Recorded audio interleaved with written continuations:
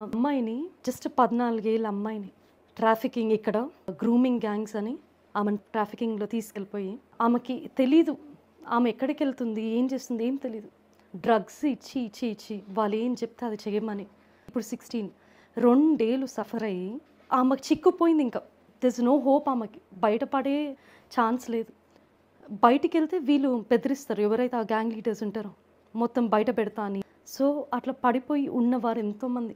అయితే ఆమె రాసినది ఏంటంటే ఒక పాయింట్లో ఆమెకి ఎలా అనిపించిందంటే స్నానం చేసుకున్నప్పుడు స్క్రబ్ తీసి ఎంతో రబ్ చేసుకుందంట. అంటే ఆమెకి సెల్ఫ్ అంత ఫిల్త్ అనిపించిందంట. అంత ఫిల్తీగా అనిపించి she wanted to scrub her body. అప్పుడు అనిపించింది నాకు, can we be cleansed like that?